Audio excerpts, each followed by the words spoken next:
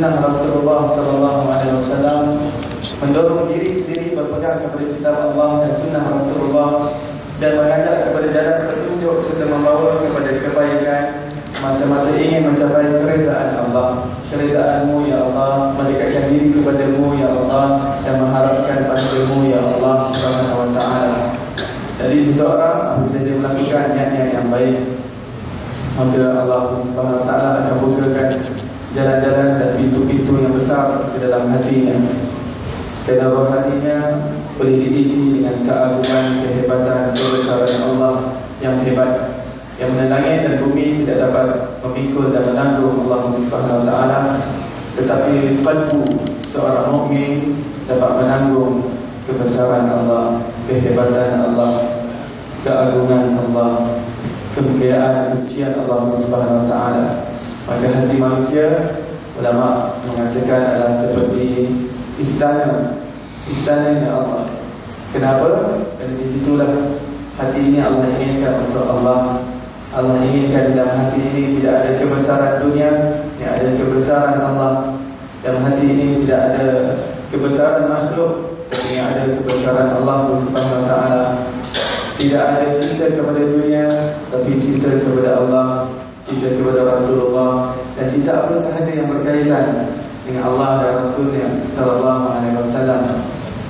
Seseorang yang melakukan niat yang baik, seseorang yang melakukan niat yang baik berserta dengan azam yang jitu, maka Allah Subhanahu wa ta'ala akan memudahkan untuk seseorang itu mencapai apa yang dihasratkan. Walaupun ketika dia berniat, dia tidak mempunyai apa-apa kekuatan, tidak ada mempunyai apa-apa kemampuan, tapi dia bermula dengan niat dan dia bermula dengan azam yang kuat, maka apabila azam itu disertakan dengan doa yang bersungguh-sungguh merayu di hadapan Allah Subhanahu wa ta'ala, dan suatu daya upaya yang dilakukan berserta dengan niat ke apa yang diniatkan, yang diazamkan, maka Allah Subhanahu wa ta'ala akan bantu kepada perkara tersebut. Sebagai contoh, seseorang yang mempunyai niat bahawa dia ingin menubuhkan sebuah madrasah tahfiz, padahal dalam poketnya tidak nampak bayang-bayang yang dia akan dapat menubuhkan madrasah tahfiz dalam keadaan poketnya yang sedang kempis dan keadaan kedudukan kewangannya yang tidak berapa baik.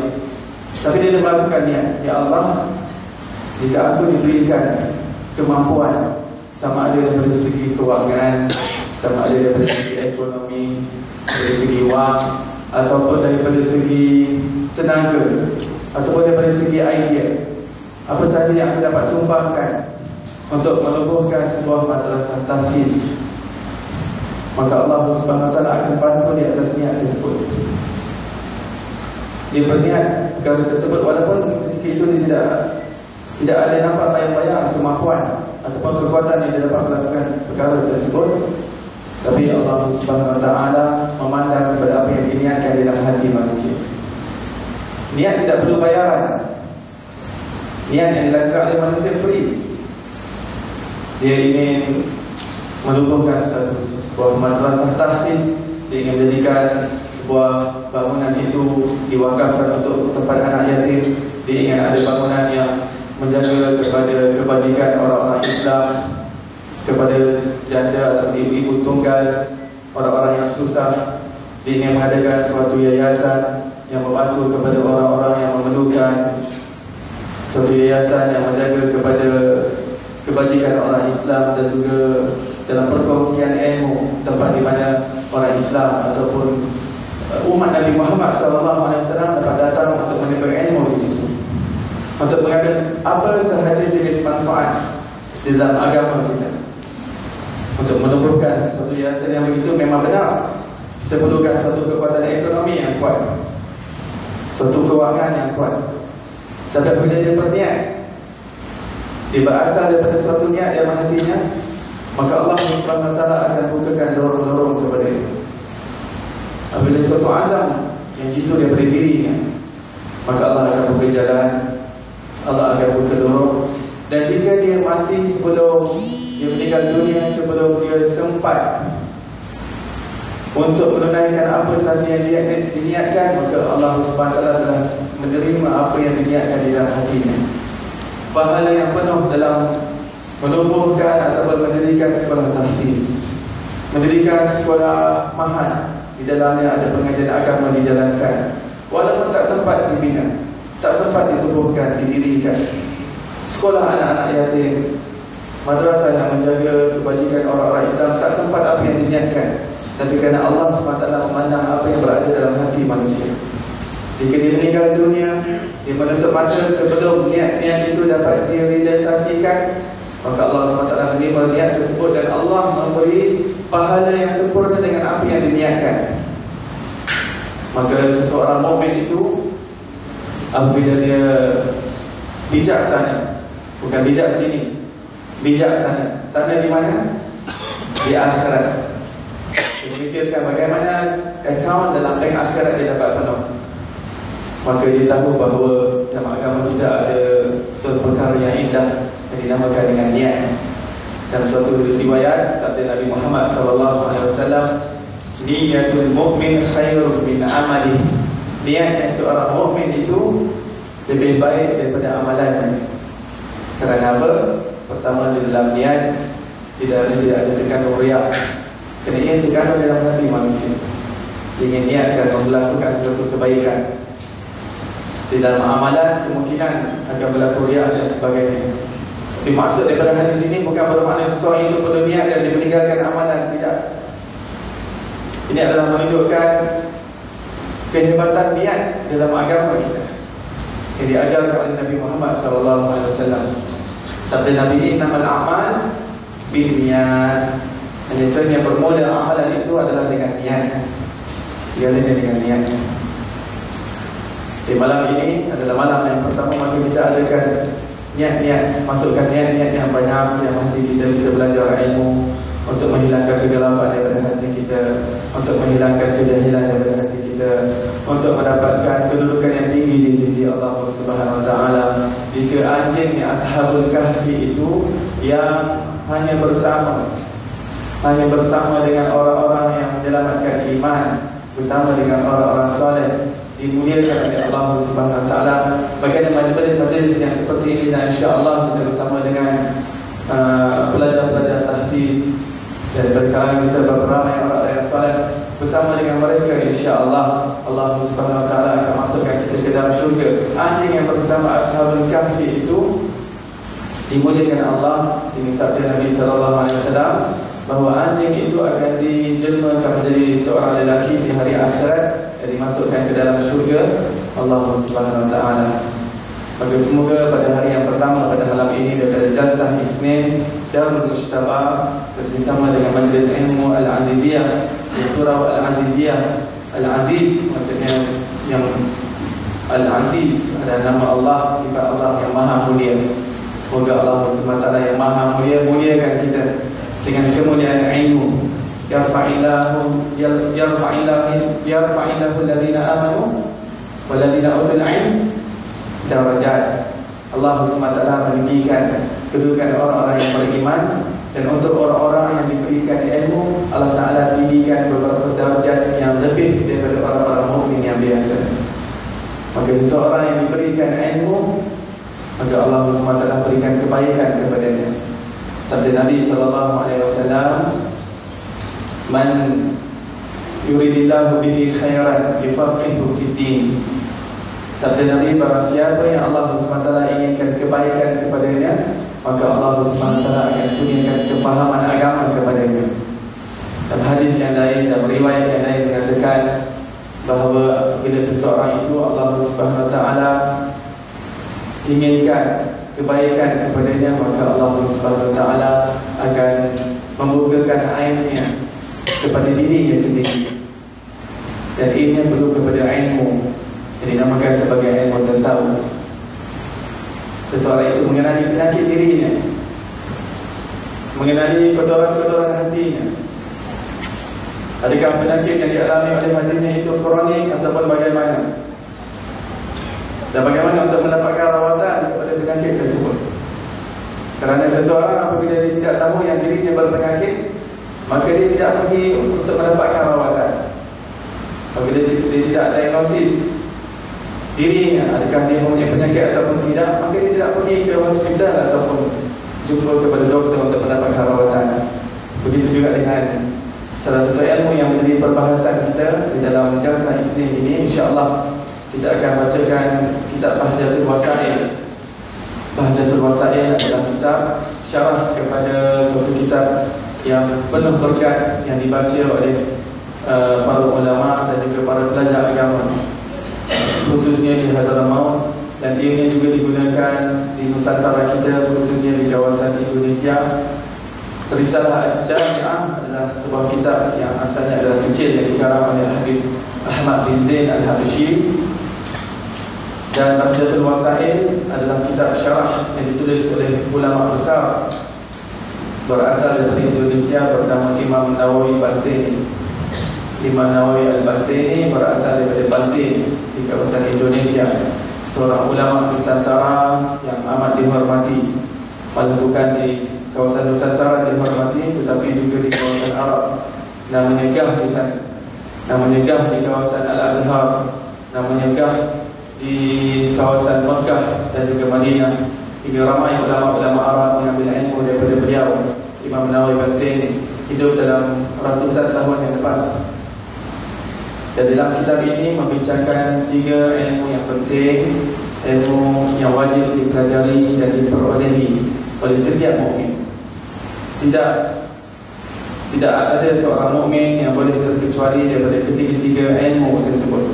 Walaupun seseorang itu sudah menghabiskan pengajian dalam master atau PhD sehingga ke pengajian tinggi sekalipun, jika sekali jika 3 ilmu itu tidak dimilikinya, maka dia belum lagi mendapat ilmu yang wajib dipelajari.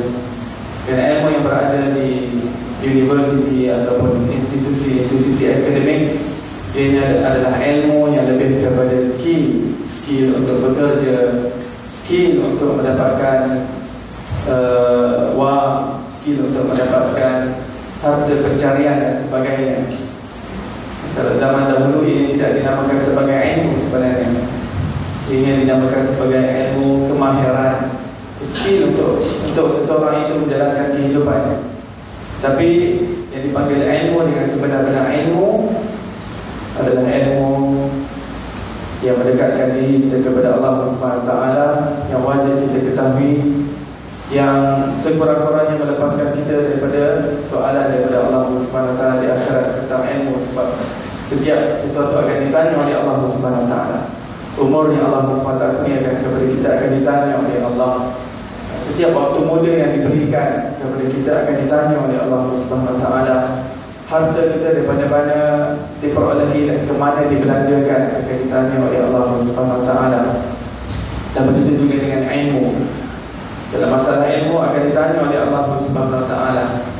Maka seseorang itu tidak ada pengecualian. Dia tidak boleh mengatakan yang dia jahil, saya tidak tahu perkara ini, saya tidak amalkan kerana saya jahil dan sebagainya. Tidak. Kerana istilah jahil yang diberi penguzuran dalam agama kita adalah seseorang yang benar-benar hidup di kawasan pedalaman yang tidak ada ahli ilmu di situ. Tidak ada ulama, tidak ada ustaz yang boleh membimbing, tinggal jauh di pedalaman. Maka itu adalah kejahilan yang diberikan penguzuran. Tetapi seseorang yang hidup di suatu kawasan yang dipenuhi dengan majlis-majlis ilmu, maka dia tidak akan ada alasan untuk dia mendapatkan pelepasan. Kalau saya jahil, saya tidak tahu ini, saya tidak tahu itu. Tidak. Dia kena cari mana majlis ilmu. Dia kena cari mana majlis yang dia boleh menambahkan ilmu ni yang wajib sebelum dia berjumpa dengan Allah SWT. Dan apakah 3 ilmu tersebut? Yang pertama sekali adalah ilmu tauhid, yang kedua adalah ilmu fiqh, yang ketiga adalah ilmu tasawuf. Jadi Imam Ghazali mengatakan ini adalah 3 ilmu yang wajib dipelajari oleh seorang mukmin. Ini apa yang dimaksudkan dalam hadis Nabi Muhammad SAW, talabul ilmi faridatun ala kulli muslim. Iaitu menuntut ilmu itu wajib di atas setiap mukmin. Dan ilmu yang bagaimana wajib? Adakah semua ilmu? Maka Imam Ghazali mengatakan secara fardu ain, setiap daripada mukmin, setiap yang mengucapkan kalimah la ilaha illallah, 3 ilmu yang dia kena peroleh. Tidak boleh sunyi daripada ketiga-tiga ilmu tersebut. Yang pertama sekali ilmu tauhid, kedua fiqh, dan ketiga tasawuf. Apakah tauhid? Tauhid ataupun nama lainnya adalah ilmu akidah. Ilmu akidah ataupun ilmu usuluddin, semuanya mempunyai makna yang sama. Dan ianya adalah suatu ilmu untuk seseorang itu imannya betul dengan Allah Subhanahu Wa Taala. Keimanannya dan kepercayaannya kepada Allah dan perkara-perkara yang wajib diimani dan dipercayai perlu lurus, perlu sahih dalam imannya kepada Allah. Pendek kata, ilmu tauhid adalah suatu ilmu untuk mendisiplinkan akal manusia, mendisiplinkan akal. Dan ilmu fiqh adalah suatu ilmu yang dipanggil sebagai ilmu syariat pada nama lain. Ilmu syariat dipanggil sebagai ilmu fiqh ataupun ilmu syariat. Ianya adalah suatu ilmu untuk mendisiplinkan anggota badan manusia. Ilmu syariat, bagaimana seorang solatnya benar, betul, sahih, bagaimana perjalanan syariatnya dalam puasanya, zakatnya, hajinya, betul perjalanan syariatnya. Ini lebih kepada anggota zahir manusia. Dan bagaimana dengan ilmu tasawuf? Ini adalah ilmu untuk mendisiplinkan roh manusia. Ini adalah suatu kesempurnaan dalam agama kita, kesempurnaan dalam agama Islam. Ilmu yang terkandung meliputi kepada zahir dan juga batin. Ilmu-ilmu yang berada dalam agama kita, ilmu yang merangkumi kepada dalaman dan juga luaran. Ilmu yang dapat mendisiplinkan akal kita, mendisiplinkan anggota badan kita, luaran kita, dan mendisiplinkan roh kita. Dan setiap manusia mempunyai roh, mempunyai batin, apa yang disebutkan sebagai hati dalaman, sanubari. Itu juga perlu diluruskan, perlu didisiplinkan. Dan untuk mendisiplinkan pada perkara-perkara tersebut, kita memerlukan kepada 3 ilmu itu, iaitu ilmu tauhid, dinamakan sebagai ilmu akidah, ilmu fiqh, dan juga ilmu tasawuf. Dan hari ini oleh kerana kitab yang kita akan bincangkan masih belum sampai, kita masih sedang order daripada Indonesia, kita harapkan kita akan dapat dengan secepat mungkin kitab ini untuk kita sama-sama dapatkan. Tapi untuk daripada malam ini sehingga pada malam-malam yang berikutnya, kita akan hanya membincangkan mengenai mukadimah daripada kitab ini. Kerana mukadimah daripada kitab ini, sebelum masuk kepada perbahasan ilmu tauhid, fiqh dan tasawuf, Imam Nawawi Batini mempunyai mukadimah yang di dalamnya syarat dengan ilmu-ilmu yang penting. Ilmu-ilmu dan juga mukadimah yang di dalamnya mempunyai isyarat-isyarat yang penting kepada ketiga-tiga ilmu yang akan diperbincangkan.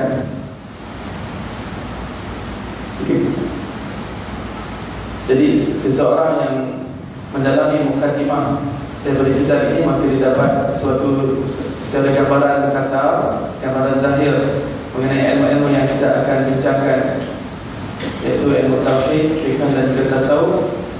Dan kita tidak akan masuk ke dalam ketiga-tiga ilmu sebelum kita dapat menghabiskan mukadimah. Dan mukadimah ini adalah agak panjang. Dalam kitab kita lebih kurang dalam 20 muka surat sahaja adalah mukadimah ataupun pengenalan kepada kitab ini, pengenalan kepada ilmu-ilmu yang kita akan pelajari.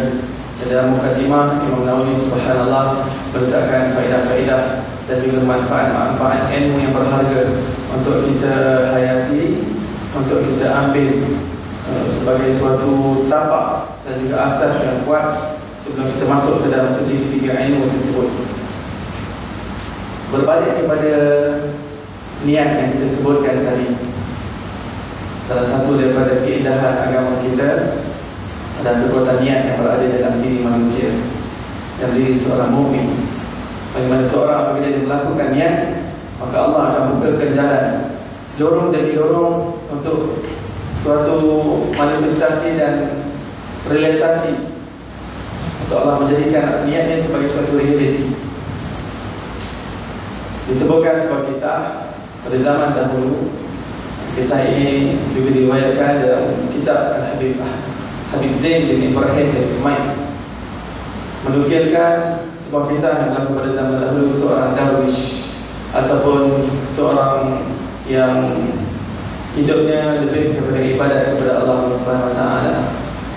Tetapi pemuda ini, pemuda darwish ini, yang rajin beribadah dan sebagainya, dia mempunyai niat yang pelik, niat yang besar, yang apabila difikirkan dengan akal manusia, fikirkan dengan logik manusia, amat sukar untuk dicapai. Kerana dia seorang darwish, seorang pemuda abid yang miskin, hidup di dalam kampung, tetapi niatnya untuk berkahwin dengan puteri raja. Subhanallah. Mungkin niatnya dia dapat berkahwin dengan puteri raja.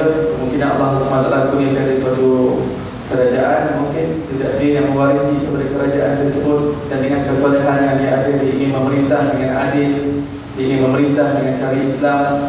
Jadi kita tepikan apa maksud sebenar dia ingin bernikah dengan puteri raja tersebut, tetapi niatnya dan azamnya itu dia ingin berkahwin dengan meminang anak raja. Besar atau kecil niat tersebut. Seorang pemuda yang hidup di dalam kampung, hidup dalam keadaan miskin. Maka pemuda tadi dia masuk ke dalam istana dan meminta izin untuk menghadap kepada raja. Maka apabila menghadap kepada raja, maka raja katakan, apa yang kamu mahu?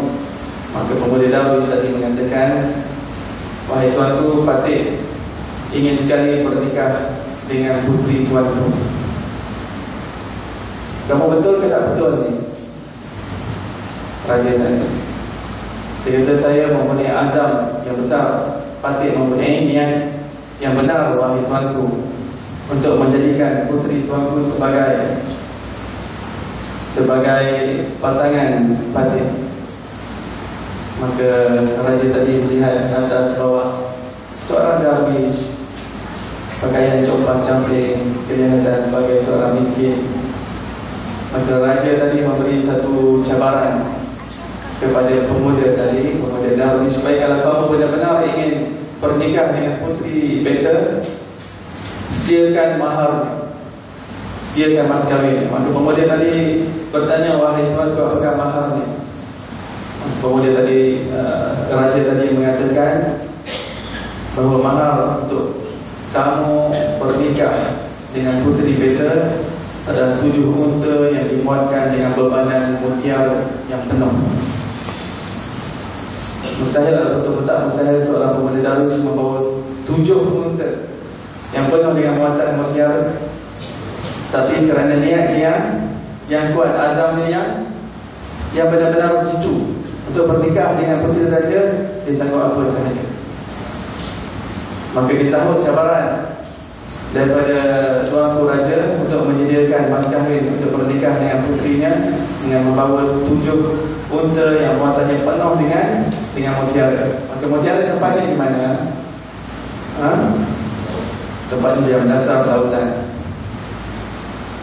Maka pemuda darwish tadi, dia pergi ke tepi laut dan dia mula mengambil gayung dan mengambil air daripada air lautan dan cedoknya campak ke pesisiran pantai daripada pagi sampai ke tengah hari.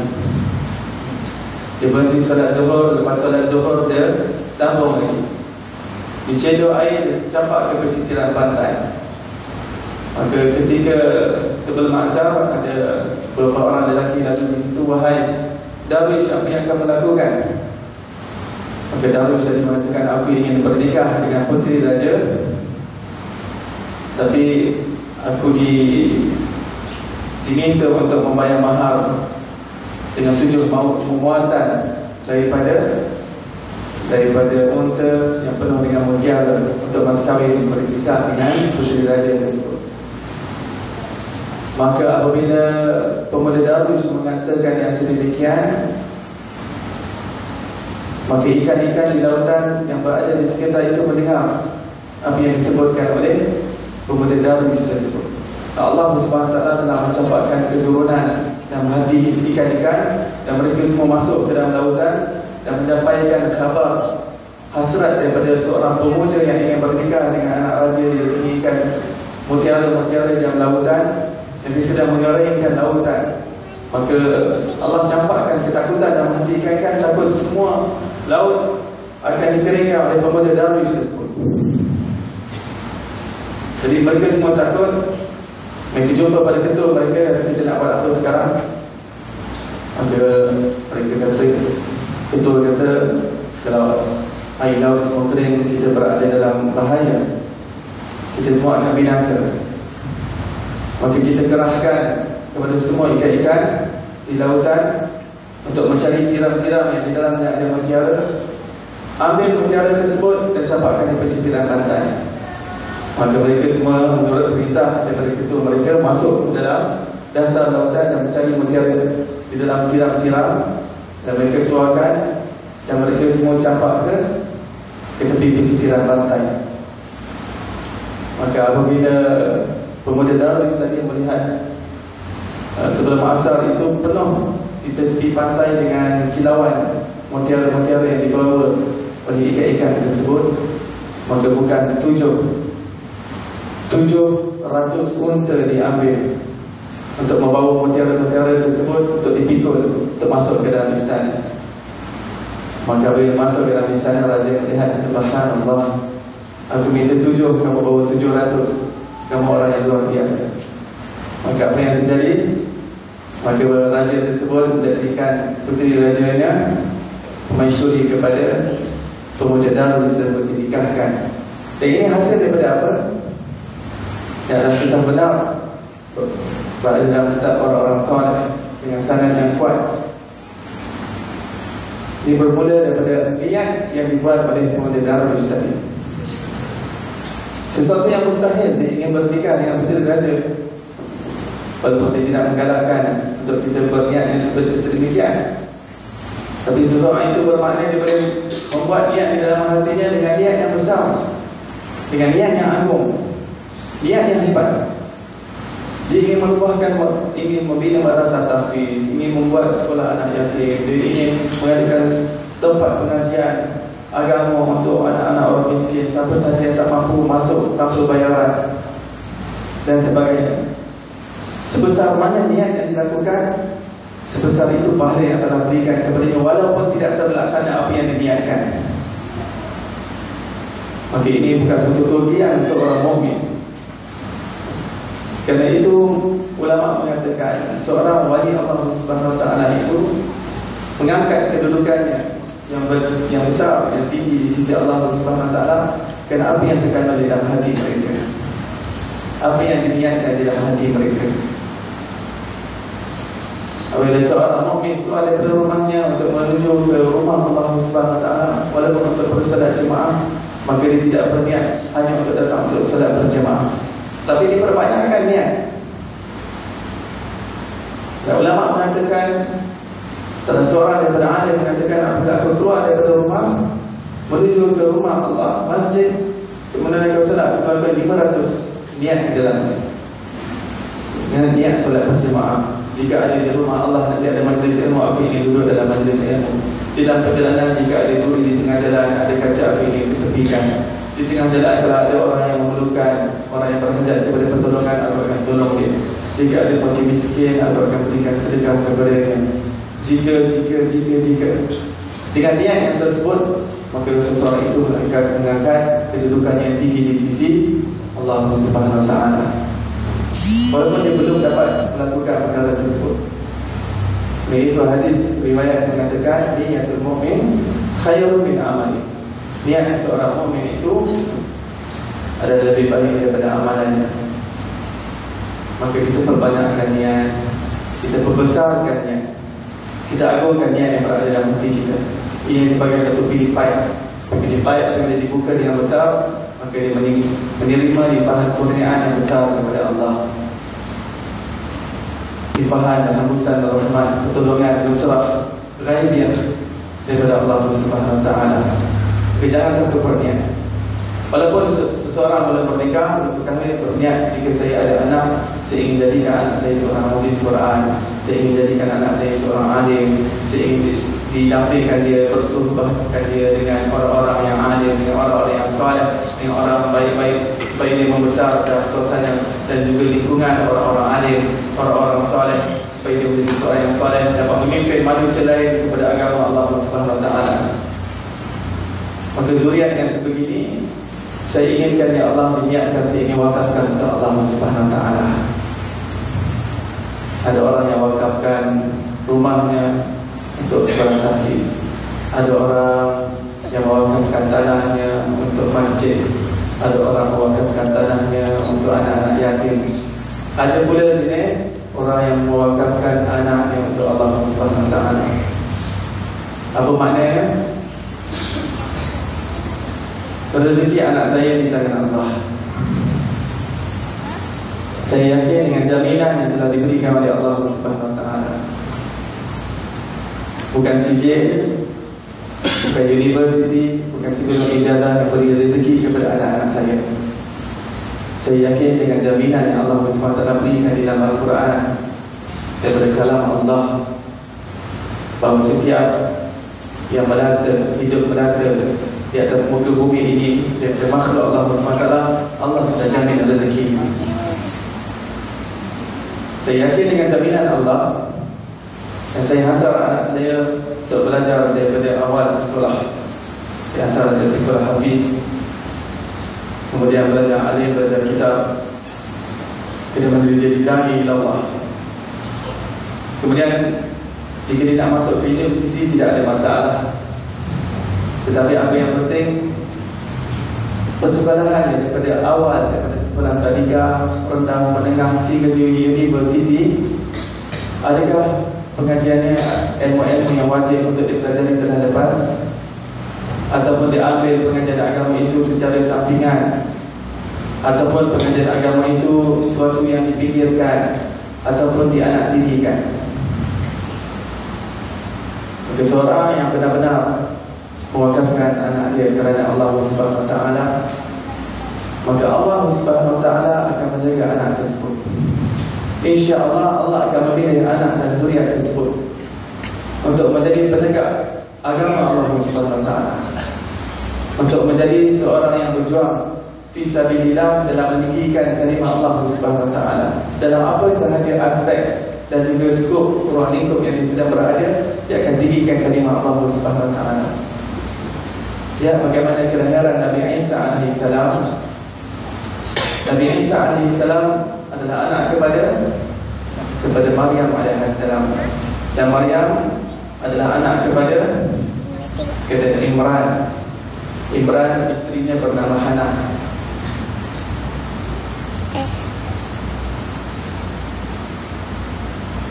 Hannah, ibu kepada Maryam alaihissalam bernama Hannah.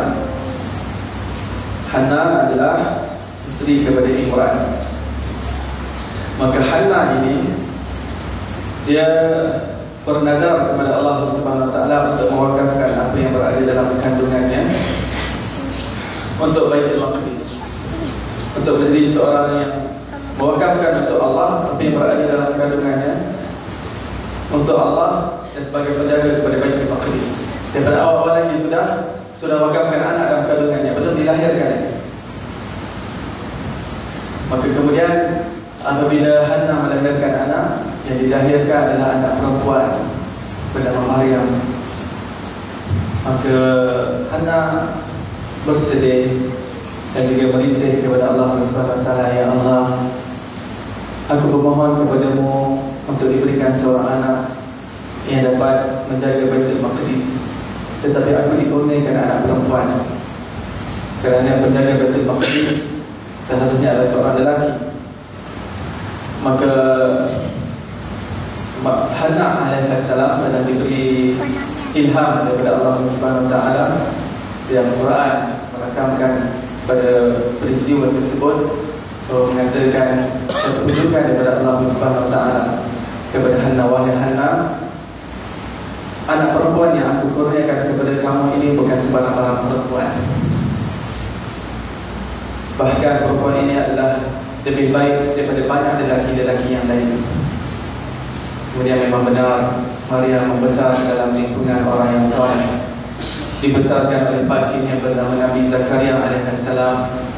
Kehidupannya habis di mihrab beribadat kepada Allah Subhanahu Wa Taala, sehingga karamah dan juga perkara-perkara yang mencari adat berlaku kepada Maryam alaihissalam. Dalam satu bilik yang dikunci rapat pintunya, dijaga rapat oleh Nabi Zakaria alaihissalam, tapi tiba-tiba ada buah di sisinya yang datang kepadanya. Setiap kali masuk Nabi Zakaria alaihissalam akan lihat ada buah-buahan di tepi Maryam. Daripada mana datang buah-buahan ini wahai Maryam? Daripada Allah. Anna laki hadha qalat inna indillah. Maka ketika itu apabila Nabi Zakaria alaihissalam melihat karamah yang berlaku kepada Maryam, maka di situ Nabi Zakaria terus mengangkat doa, memohon kepada Allah SWT, Allah kurniakan aku anak. Rabbi habli min ladunka dzurriyyatan thayyibah innaka sami'ud du'a. Allah kurniakan aku zuriat yang suci ya Allah. Kerana Nabi Zakaria umurnya telah tua, umurnya telah lanjut, tetapi Nabi Zakaria alaihissalam faham tempat berlakunya karamat, maka di situ terbaik untuk melakukan doa dan juga permohonan kepada Allah. Suatu tempat yang tempat itu berlakunya karamah, sesuatu yang mencari adat, kemuliaan yang Allah SWT berikan kepada hamba-hamba yang saleh. Walaupun Maryam alaihissalam bukan seorang nabi, bukan seorang rasul, dia seorang wali Allah SWT, dan Nabi Zakaria seorang nabi. Tapi Nabi Zakaria faham sekarang berlakunya karamah kepada Maryam alaihissalam, walaupun umurnya yang sudah lanjut, tetapi dengan berkat niat daripada Hannah, daripada saudara perempuan yang Hannah, yang meniatkan untuk Baitul Maqdis melahirkan seorang anak perempuan Maryam yang mencapai satu kedudukan yang tinggi di sisi Allah SWT, sehingga memperoleh karamah yang sedemikian. Mengapa aku tidak boleh berniat untuk mendapat anak yang soleh, zuriat yang suci? Kenapa aku tidak boleh bermohon di sini tempat yang aku bermohon? Dan kepada peristiwa ini, maka ulama mengatakan sunat untuk seseorang itu apabila pergi ke tempat-tempat yang berlakunya karamah, di situ ada tempat wali Allah Subhanahu Wa Taala, maka dia berdoa di situ. Tempat itu tempat yang barakah, tempat kesan-kesan peninggalan para wali Allah Subhanahu Wa Taala, kesan peninggalan orang-orang yang soleh, kesan peninggalan para nabi dan juga para rasul. Maka mengambil daripada pengajaran daripada kisah Nabi Zakaria dan juga Maryam alaihissalam, maka disunahkan doa. InsyaAllah pengabulan doa di tempat yang sedemikian InsyaAllah akan lebih cepat kepada pengabulan di sisi Allah Subhanahu Wa Taala. Kemudian Maryam alaihissalam dikurniakan seorang anak lelaki yang tidak pernah sebelum itu muncul anak yang sehebat sedemikian, bernama Nabi Isa alaihissalam. Akhirnya menjaga Baitul Maqdis sejak daripada mudanya, dan akan turun sekali lagi di akhir zaman untuk membebaskan Baitul Maqdis. Dan Nabi Isa alaihissalam menerusi riwayat bahawa baginda lah orang yang ditakdirkan Allah Subhanahu Wa Taala untuk membunuh Dajjal. Kehidupannya sebelum zaman Nabi Muhammad SAW, kelahirannya membawa keberkatan kepada umat manusia. Dan Al-Quran melakarkan antara perkataan pertama daripada Nabi Isa alaihissalam ketika lahir. Mujizat Nabi Isa boleh bercakap ketika kecil. Ketika dalam wayat, Inni Abdullah wa atani al-kitab, aku adalah hamba Allah. Perkataan pertama yang muncul daripada Nabi Isa untuk menafikan yang bahawa dia itu adalah Tuhan ataupun anak Tuhan ataupun konsep Trinity. Kalam yang pertama daripada Nabi Isa alaihissalam menafikan semua tuhmahan yang dilakukan oleh manusia kepada dia. Wa atani kitab, dan aku diberikan kitab oleh Allah. Aku menerima wahyu. Aku bukan anak Tuhan. Aku adalah Rasul yang diberikan kitab. Wa ja'alani mubarakan aina ma kuntu. Dan Allah Subhanahu wa taala menjadikan aku orang yang berkat di mana sahaja aku berada. Lihat konsep barakah dalam Al-Quran menerangkan kepada kita. Kerana itu ketika peristiwa Isra dan Mi'raj, Nabi Muhammad SAW dibawa oleh Jibril AS dalam perjalanan yang hebat, perjalanan yang agung. Sebelum Nabi Muhammad SAW diangkat ke langit sehingga ke Sidratul Muntaha, perjalanan daripada Masjidil Haram ke Masjidil Aqsa. Sebelum tiba di Masjidil Aqsa, Nabi Muhammad SAW dibawa oleh Jibril ke tempat kelahiran Nabi Isa AS di Baitul Laham, ataupun nama sekarangnya Baitul Laham. Dibawa di situ dan Jibril AS mengatakan, wahai Muhammad, turun daripada Burak, sembahyang 2 rakaat di sini dan doa. Apa kaitan antara Nabi SAW yang membawa syariat Nabi Muhammad SAW dengan tempat kelahiran Nabi Isa AS? Kaitannya adalah kerana perkataan Nabi Isa AS sendiri, Allah SWT telah menjadikan aku orang yang berkat. Inni mubarakan, surah Maryam, betul? Surah Maryam kata inni mubarakan aina ma kuntu. Allah Ta'ala telah menjadikan aku orang yang berkat, membawa berkat di mana sahaja aku berada. Daripada aku lahir, dan ketika aku hidup, dan ketika aku dibangkitkan. Surah Maryam mengatakan apa? Wassalamu alayya yawma wulidtu wa yawma amutu wa yawma ub'atsu hayya. Allah telah menjadikan keselamatan, keberkatan, kebahagiaan kepadaku pada hari aku dilahirkan, ketika aku hidup, dan ketika aku dibangkitkan semula di akhirat. Sebab itu kita mempunyai suatu kaitan yang penuh istimewa dan signifikan dengan tempat-tempat yang mempunyai latar belakang sejarah, yang mempunyai kaitan dengan orang-orang yang soleh, dengan para nabi, dengan para wali Allah Subhanahu wa taala. Isyarat-isyarat yang kita dapati banyak diperolehi daripada Quran sendiri. Kita belum pergi kepada hadis Nabi SAW. Di dalam Al-Quran penuh dengan isyarat-isyarat yang tersebut. Walaupun tempat kelahiran Nabi Isa AS, tempat kelahiran, tempat dilahirkan Nabi Isa yang berkat, maka Nabi Muhammad SAW semuanya 2 rakaat di tempat dilahirkan Nabi Isa AS dan berdoa kepada Allah di situ, tempat yang berkat.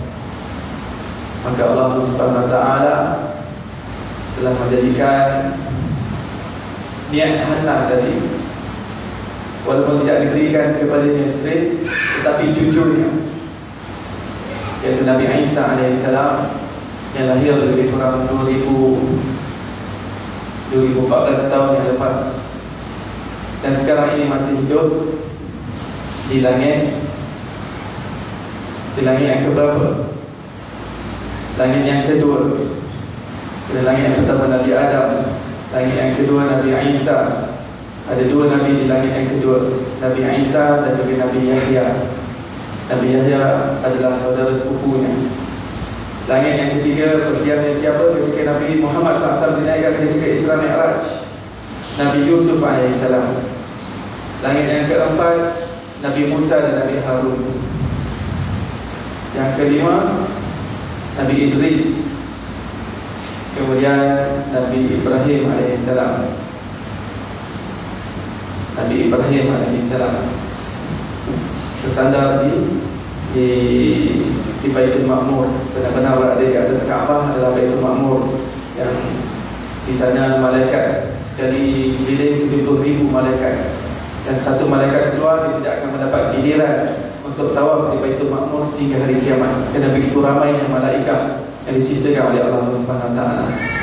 Manusia apabila sekali dia pergi umrah ataupun haji, dia ditawaf di Kaabah, kemungkinan insya-Allah pada tahun hadapan ataupun 10 tahun lagi dia akan datang, dia akan dapat keliling Kaabah. Tapi malaikat sekali ditawaf Baitul Ma'mur 7 kali, dia keluar lepas 7 kali, dia tidak akan dapat lagi masuk ke dalam Baitul Ma'mur. Bukan juga isyarat daripada kisah Nabi Isa AS yang disebutkan dalam surah Maryam. Jika begitu, hal keadaan Nabi Isa alaihissalam dengan kelahiran, bagaimana dengan Nabi Muhammad sallallahu alaihi wasallam, bagaimana dengan tempat kelahiran Nabi Muhammad sallallahu alaihi wasallam, bagaimana dengan hari kelahiran Nabi Muhammad sallallahu alaihi wasallam. Kerana Nabi sallallahu alaihi wasallam adalah orang yang paling berkat, yang lebih hebat keberkatannya berbanding daripada seluruh nabi-nabi dan juga rasul. Diciptakan Allah Subhanahu wa taala sebagai rahmatan lil alamin. Dirinya adalah rahmat dan dirinya membawa makna kerahmatan kepada seluruh alam. Bila manusia ingin belajar sifat kasih sayang, belajar sifat rahmat, dilihat kepada diri Nabi Muhammad sallallahu alaihi wasallam. Maka kita berada dalam satu kebahagiaan yang indah pada dalam majlis taman-taman syurga. Sabda Nabi Muhammad sallallahu alaihi wasallam, "Idza marartu bi riyadil jannah farta." Kata Nabi, apabila kamu melalui di taman-taman syurga, adalah kamu nikmati dan kamu enjoy di dalamnya. Maka sahabat bertanya, "Ya Rasulullah, apakah itu taman-taman syurga?" Maka Nabi sallallahu alaihi wasallam mengatakan, "Hilatul dzikr." Dan dalam riwayat yang lain, hilatul ain. Itu halaqah-halaqah yang di dalamnya diingati Allah Subhanahu wa taala. Di dalamnya halaqah-halaqah ilmu. Halaqah ilmu juga dikenali sebagai halaqah zikir, kerana ini adalah form ataupun bentuk zikir yang lebih tinggi daripada zikir yang sebenar. Dan dengan dalam majlis ilmu dia mengetahui syariat Allah. Dengan ilmu dia mengenal Allah Subhanahu wa taala. Dengan ilmu dia dapat membezakan yang hak dan yang batil. Dapat bezakan yang mana zulumat, yang mana cahaya daripada Allah Subhanahu wa taala. Dia tahu jalan-jalan dan dorong-dorong untuk dia menuju kepada Allah Subhanahu wa taala. Dengan ilmu akan bertambah takutnya kepada Allah. Al-ilm khasyatul kulluh. Ilmu itu intipati kepada seluruh ilmu adalah ketakutan kepada Allah. Jika seseorang itu mempelajari ilmu tetapi khauf, khasyah, takut kepada Allah tidak datang ke dalam hatinya, maka dia perlu telik dan muhasabah diri.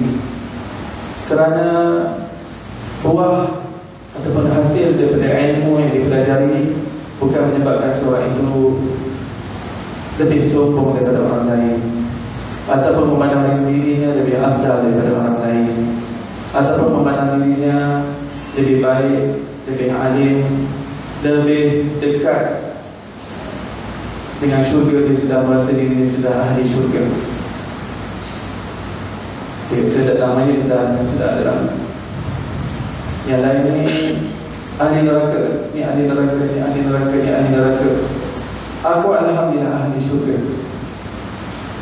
Dia apabila dia merasakan yang sedemikian, dia memandang rendah kepada orang lain. Dia memandang orang lain semua sesat. Dia memandang orang lain semua sudah tersesat, ahli jahannam dan sebagainya. Jika ilmu menghasilkan akhlak yang sedemikian, maka dia tidak mencapai kepada hakikat ilmu.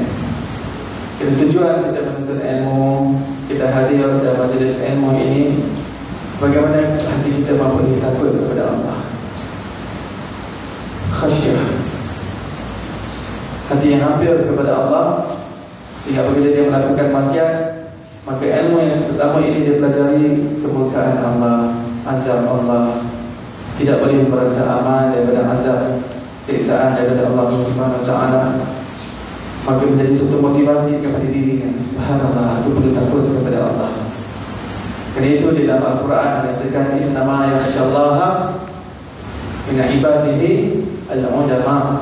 Hanya saja orang yang takut kepada Allah daripada kalangan hamba-hamba Allah Subhanahu wa taala adalah daripada kalangan ahli-ahli ilmu, daripada kalangan orang yang berilmu, al-ulama. Maka seseorang itu apabila dia melazimkan dirinya di dalam majlis ilmu, maka dia mendedahkan dirinya kepada rahmat Allah. Dia mendedahkan dirinya kepada suatu jalan untuk mendapatkan sifat takwa kepada Allah, sifat takut kepada Allah Subhanahu wa taala. Maka seseorang apabila bertambah ilmu tetapi bertambah kesombongan dirinya, maka dia perlu telik dan juga perlu muhasabah, audit dirinya sendiri, audit hatinya. Ada something wrong di situ. Kerana hasil daripada ilmu dan pengajian ilmu tidak akan membawa kepada kesombongan, tidak akan membawa kepada akhlak yang buruk, tidak membawa kepada akhlak yang keras dan juga kasar. tidak membawa kepada akhlak yang menzalimi dan menganiaya orang lain, tidak membawa akhlak yang menipu, mencuri, dan juga menyeleweng daripada harta orang lain. Kerana ilmu yang sebenar ada yang memberi bekas dalam hati manusia, memberi kesan yang mendalam dalam sanubari manusia, sehingga lahir khasyah, lahir khauf dalam hatinya, takut kepada Allah, sehingga datang macam perasaan dalam dirinya cinta kepada Allah, rindu kepada Allah, cinta kepada akhirat, rindu pada kampung akhirat, cinta kepada Rasulullah, rindu kepada Rasulullah sallallahu alaihi wasallam, dan akhirnya cinta dan kerinduan kepada perkara-perkara tersebut membawa kepadanya suatu kekuatan dalam dirinya untuk beristiqamah dalam agama, untuk berpegang teguh dengan din Allah Subhanahu wa taala, berpegang teguh dengan sunnah Nabi Muhammad sallallahu alaihi wasallam. Barang siapa yang inginkan dunia, kata Nabi sallallahu alaihi wasallam, dia perlukan ilmu. Dan barang siapa yang inginkan akhirat, dia juga berhajat kepada ilmu. Dan barang siapa yang inginkan kedua-duanya, maka dia perlukan kepada ilmu. Maka segala-galanya adalah dengan ilmu. Dan ilmu yang membentuk pemikiran manusia, ilmu yang membentuk apa yang berada dalam minda manusia. Dan apa yang berada dalam minda manusia, itu yang menjerat ke dalam hatinya. Dan apa yang berada dalam hatinya memberi kesan kepada anggota zahir, akan memberi kesan kepada amalnya, kepada akhlak. Dan ilmu yang dipelajari adalah untuk kita amalkan. Ilmu tanpa amal adalah seperti pokok tanpa buah. Dan hasil daripada amal adalah akhlak. Ilmu, hasil daripada ilmu adalah amal. Amal daripada ilmu tersebut. Dan bila telah mengamalkan ilmu tersebut, maka hasil yang keluar adalah akhlak. Kelembutan, kasih sayang akan keluar daripada dirinya. Jika semakin dia berilmu, semakin dia berwatak keras, ada something wrong dengan ilmu yang dia pelajari. Apakah niat dia belajar ilmu tersebut, dia perhatikan. Adakah dia belajar ilmu untuk dipanggil seorang alim? Adakah dia berilmu kerana supaya orang melihat dirinya seorang yang rajin menghadiri majlis ilmu dan sebagainya? Maka seseorang perlu audit dan muhasabah dirinya supaya niat-niat yang buruk keluar daripada diri. Dan cara untuk menangkis kepada niat-niat yang buruk itu bukan dia menghentikan amalan, tapi dengan meneruskan amalan. Kerana seseorang yang ditakutkan riak, ditakutkan amal niat-niat yang buruk sehingga dia meninggalkan amalan ibadahnya, maka dia memudahkan kerja syaitan. Kerana syaitan ingin sekali dia meninggalkan amalan kebaikan. Maka itu bukan satu jalan penyelesaian yang benar, bahawa seseorang kerana dia takutkan riak, takut takabur, dia tinggalkan amalan ibadah. Saya tak nak buat ibadah ni, saya tak nak buat amalan ni, saya takut saya riak, saya takut orang panggil nampak saya riak, tunjuk-tunjuk kebaikan saya takut. Maka itu satu jalan penyelesaian yang salah. Jalan penyelesaian yang benar adalah teruskan amalan tersebut. Dengan setiap kali dia melakukan amalan, dia berniat, ya Allah, aku ingin dapatkan ikhlas dalam amalan, aku ingin dapatkan Islam, aku inginkan suatu tarbiyah daripada amalan yang aku lakukan. Maka bila dia berniat yang sedemikian, mungkin kadang-kadang akan terselit dalam hatinya niat-niat yang buruk dan sebagainya. Tapi dengan melakukan amalan dengan istiqamah, akan menyebabkan amalan tersebut menyerap masuk dalam diri, sehingga dia tidak fikir lagi kepada sanjungan manusia, dia tidak memandang kepada pujian manusia, tapi hatinya fokus kepada Allah Subhanahu wa taala.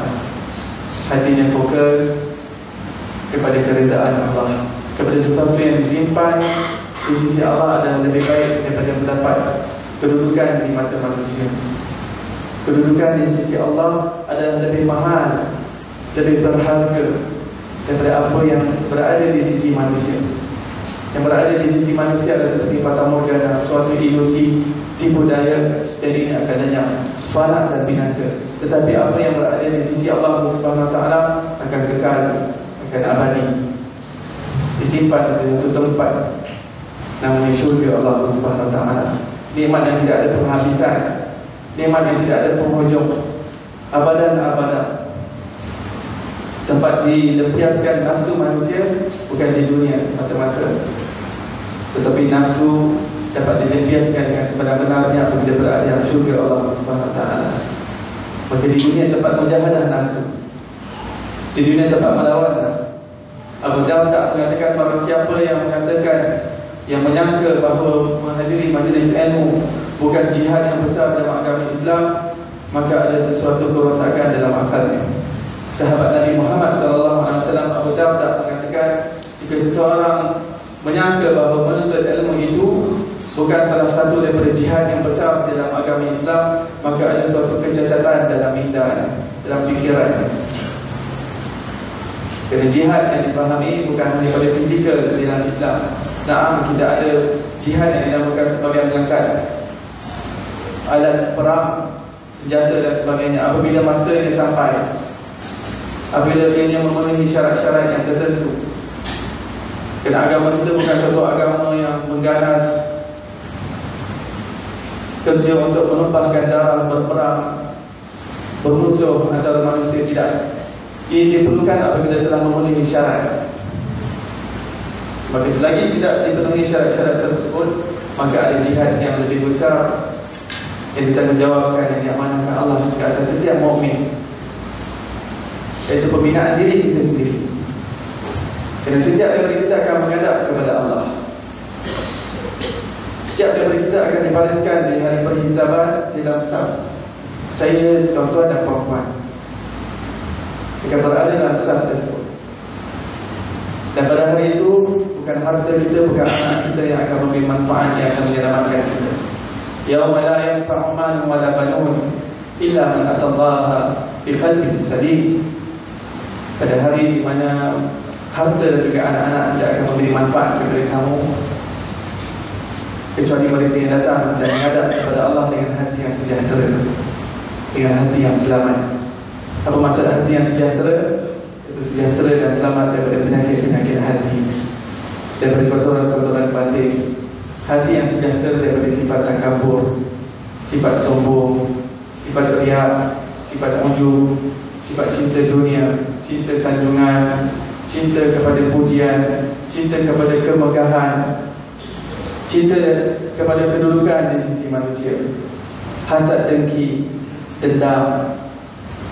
Ini adalah penyakit-penyakit yang berada dalam diri manusia, yang sebelum dia berjumpa dengan Allah SWT, dia perlu bersihkan hatinya daripada penyakit-penyakit tersebut. Apakah hukum untuk membersihkan diri seseorang daripada penyakit tersebut? Hukumnya wajib. Kenapa? Kerana hadis Nabi Muhammad SAW mengatakan, barang siapa yang berjumpa dengan Allah, dalam hatinya ada satu atom ataupun satu zarah daripada sifat takabur, sifat sombong, maka dia tidak akan masuk ke dalam syurga Allah. Sekali-kali dia akan dihalang untuk masuk ke dalam syurga. Jika dia kembali kepada Allah, jika ada satu zarah, satu atom, satu debu daripada sifat takabur, sifat sombong dalam dirinya. Apakah sombong? Dia memandang dirinya lebih afdal daripada orang lain. Dia membandingkan dirinya dengan orang lain, dan dia lihat orang lain lebih rendah daripada dirinya. Dia lihat orang lain lebih jahil daripada dirinya. Dia lihat dirinya lebih baik, lebih istimewa daripada orang lain.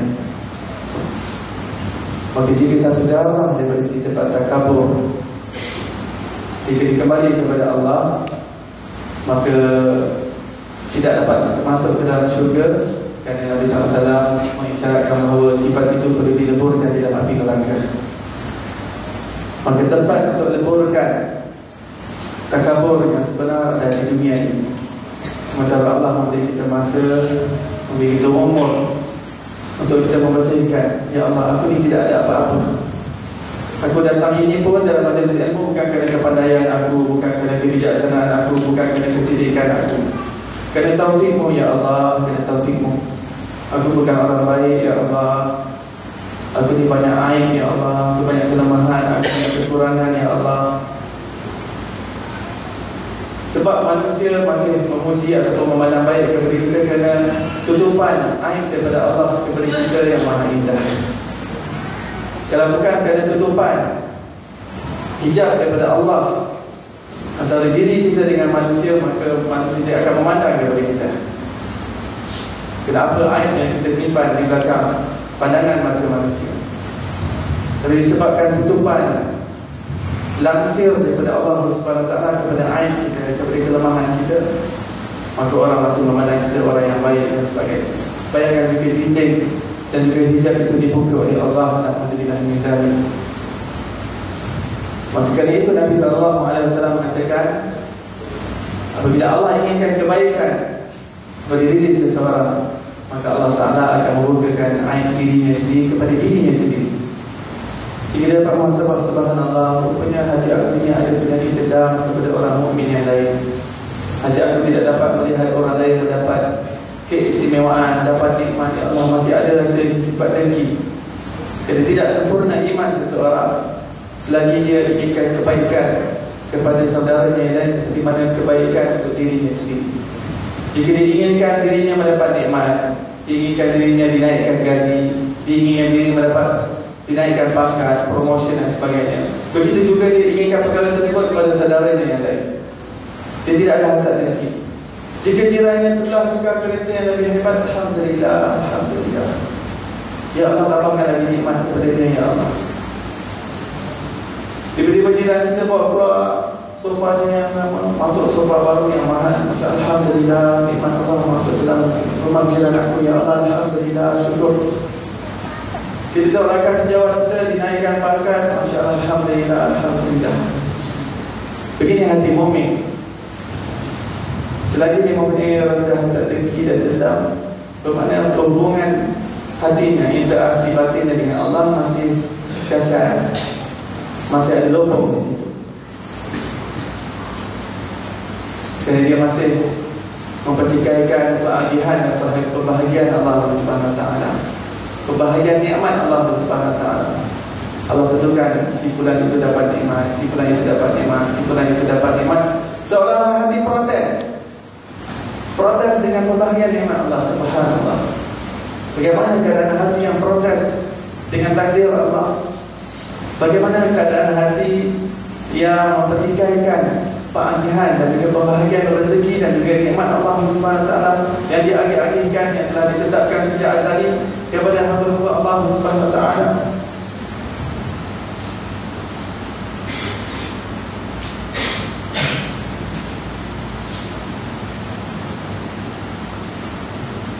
Maka semoga dengan majlis ilmu yang seperti ini kita mendapat ilmu-ilmu yang membetulkan akidah kita, tauhid kita. Tauhid yang dicampur dengan kasih sayang tasawuf, dicampur dengan kefahaman fikah untuk dia mengetahui bagaimana jalan syariatnya, supaya benar jalan syariat, maka benar tarikatnya. Apabila benar tarikat, apakah tarikat? Iaitu perjalanan dia menuju kepada Allah. Apabila benar perjalanan tarikat, maka benar perjalanan ma'rifatnya. Apabila benar perjalanan ma'rifat, maka akan mendapat kepada hakikat. Apakah hakikat? Hakikat seorang yang Allah SWT telah bukakan hatinya untuk memahami makna-makna yang mendalam daripada agama. Makna-makna dalam Al-Quran dan hadis tidak difahami secara teks luaran, tapi ada konteks secara mendalam, secara batin. Setiap teks dalam Al-Quran dan juga hadis. Kerana itu kita memerlukan ketiga-tiga ilmu tersebut. Kerana ini akan memberikan suatu kesempurnaan kepada ilmu yang diperolehi oleh manusia, satu adunan yang akan mengacu diri seorang mukmin untuk menuju kepada Allah. Kerana seseorang itu tidak boleh menjadi wali Allah jika dia seorang jahil. Ulama mengatakan mustahil seorang wali Allah itu adalah jahil. Syarat pertama seorang ingin menjadi wali Allah SWT, dia mempunyai ilmu. Tidak mungkin seorang wali Allah adalah jahil. Jika dia jahil dan Allah ingin menjadikan dia wali Allah, Allah akan menjadikan dia berilmu. Allah akan kurniakan ilmu kepadanya bahawa dia akan menjadi wali Allah. Tapi kalau seorang wali Allah dalam keadaan dia jahil, dia tidak mungkin wali Allah. Syarat pertama dalam perjalanan yang menuju untuk menjadi kekasih Allah, takarub kepada Allah. Kita mungkin tidak boleh menjadi seorang nabi. Pintu kenabian sudah ditutup, pintu kerasulan sudah ditutup. Apa yang boleh diniatkan, dicita-citakan dalam hati manusia untuk menjadi wali Allah Subhanahu Wa Taala. Jika soalan ditanya boleh tak kita bercita-cita untuk menjadi wali Allah, hukumnya boleh. Bahkan itulah cita-cita yang sepatutnya berada dalam diri mukmin. Ini bukan suatu perkara yang mustahil. Yang mustahil menjadi Nabi dan Rasul. Tapi jika niat dia menjadi Allah, ingin menjadi wali Allah, dan dia berazam dan dia berhasrat untuk melakukan amalan dan memperoleh apa sahaja ilmu yang boleh memudahkan perjalanannya dan dorongnya untuk menuju kepada Allah sehingga mencapai makam dan kedudukan yang tinggi di sisi Allah Subhanahu Wa Taala, maka ini satu yang terpuji dalam agama kita.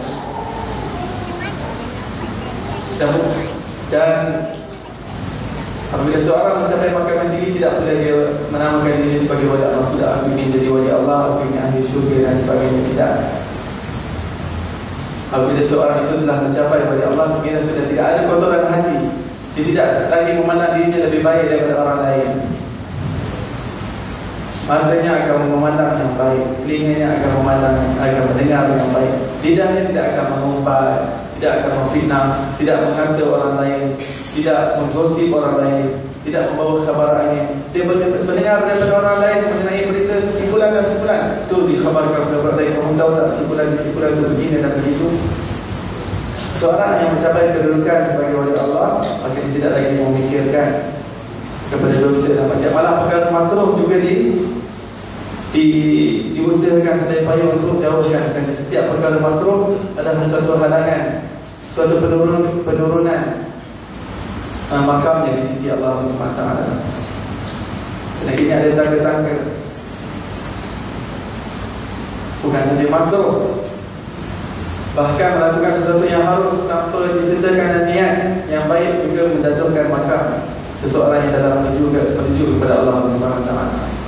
Kerana seorang yang dalam perjalanan menuju kepada Allah ingin jadi wali Allah, maka bila dia melakukan perkara yang harus, dia terus berniat untuk disertakan niat yang baik. Ya Allah, aku telah melakukan suatu benda yang aku telah menggunakan modal masa aku di dunia ini berlalu, dan aku tak akan kembali kepada masa tersebut untuk aku berniat semula dengan niat yang baik ketika makan, ketika minum, ketika tidur, ketika main bola, ketika beriadah dan sebagainya. Kerana itu para wali Allah, bila dia terlupa berniat dalam melakukan perkara-perkara yang manding, perkara yang harus, maka dia istighfar kepada Allah, astagfirullah, bertaubat kepada Allah. Kenapa tadi masa berlalu tanpa aku menaikkan makam aku yang tinggi di sisi Allah? Kerana setiap niat menaikkan makam seseorang di sisi Allah, setiap niat yang baik. Satu suasana kedudukan hal keadaan dirinya yang lain, dan masa itu tidak lagi berulang kepadanya sampai ke hari kiamat. Dan dia akan merasa rugi. Ya Allah, aku takut masa tadi akan ditanya di akhirat, masa yang berlalu tanpa dapat mengisi dengan sesuatu yang berfaedah, dengan niat-niat yang baik. Bukan bermakna kita perlu beribadah 24 jam, tidak. Kerana manusia juga ada masa-masa yang tertentu. Ada masa untuk keluarganya, ada masa untuk pencarian, harta pencarian, ada masa untuk beribadah kepada Allah. Tetapi bagaimana semua yang kita lakukan disertakan dengan niat-niat yang baik. Semoga Allah Ta'ala berikan keberkatan kepada kita, insyaAllah, pada hari Isnin, hari yang dilahirkan Rasulullah SAW. Dimulakan majlis ini pada hari Isnin, dan insyaAllah kita akan mulakan pada minggu hadapan, insyaAllah, daripada pengenalan khatimah daripada kitab ini yang dimulakan dengan Bismillahirrahmanirrahim. Kita akan mulakan, insyaAllah. Kita akan habiskan dulu bab khatimah. Nanti yang baru kita masuk pada tiga yang disebutkan tadi, Tauhid, Fikah dan juga Tasawuf. InsyaAllah kita cuba habiskan dengan secepat mungkin. Dan sebenarnya di tempat lain pun saya ada bawa kitab ini, pengajian kitab Tahjatul Wasail, syarah kepada Risalah Jami'ah. Di tempat lain di sini ada di Surah Nurul Ihsan dan Majlis Ta'lim Darul Mimpi, dan juga di Masjid Al-Ridwan juga dibawakan kitab ini. Dan dibawakan sekali lagi dalam surau ini.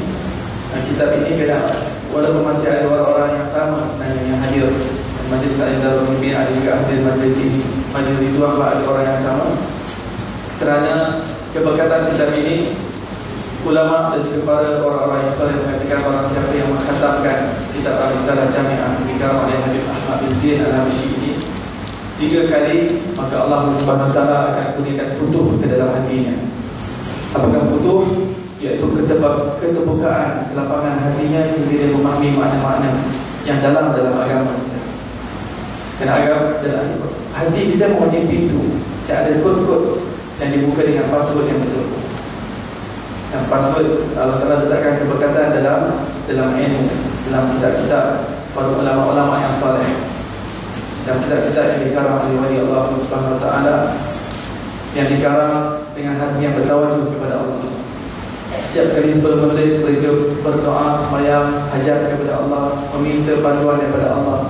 Walaupun mereka seorang yang berilmu, setiap kali ingin mulakan karangan, meminta bantuan daripada Allah, meminta bimbingan daripada Allah.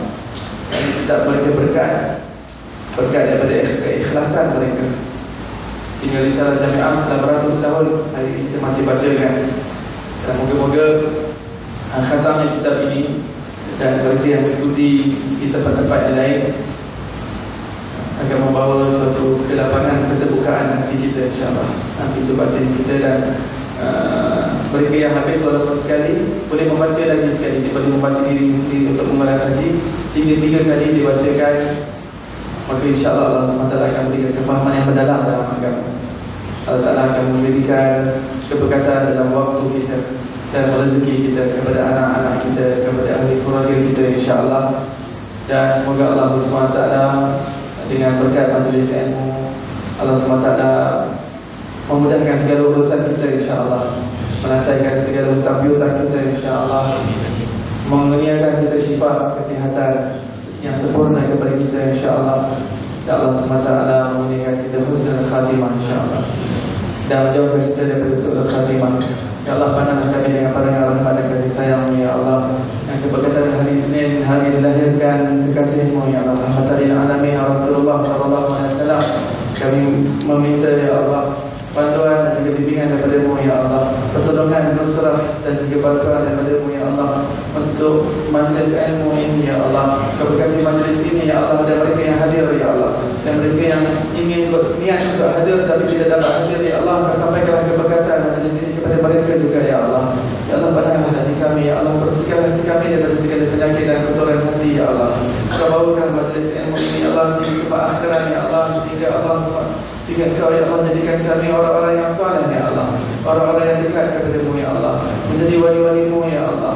Ya Allah, ya Tuhan kami, hiasilah diri kami dengan sifat dan akhlak yang mulia, ya Allah. Ya Allah, hidupkanlah kami daripada sifat mazmumah dan sifat-sifat yang keji, ya Allah. Ya Allah, anak-anak kami yang berada di sini, ya Allah, mudahkanlah penghafalan Quran mereka, ya Allah.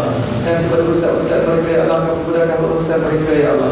Dan mereka yang berkhidmat di dalam majlis ini, ya Allah, mudahkan urusan mereka, ya Allah.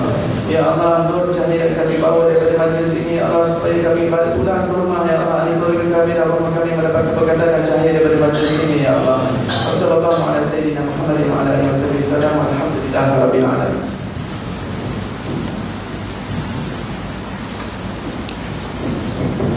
Insyaallah kita dengarkan kasidah.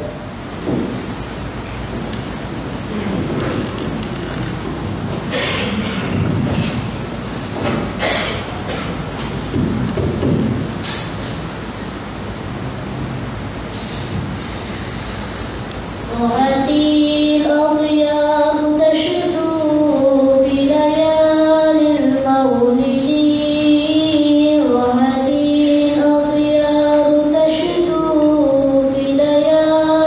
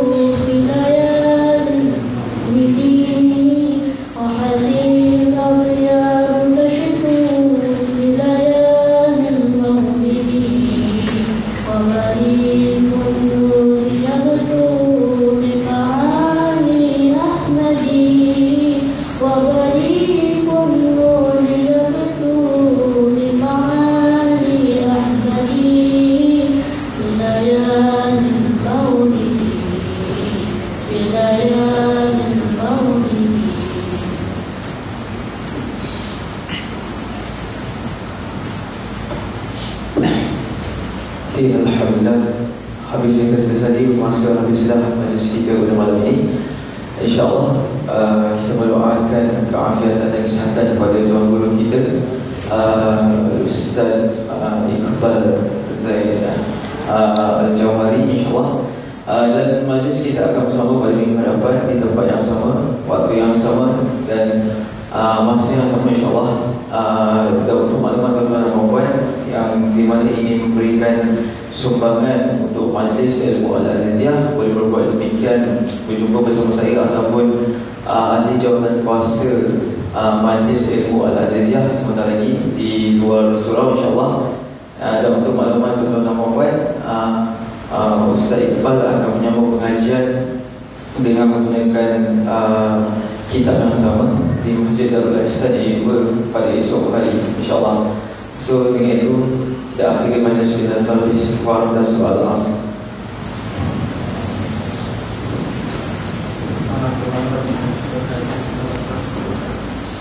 Ya Rabbana a'tarafna bi annana fatarafna wa annana asrafna ala ma ashrafna fatub alayna tawba tarsil li kulli hawba wasur lana awrati wa amin rawati waghfir li walidina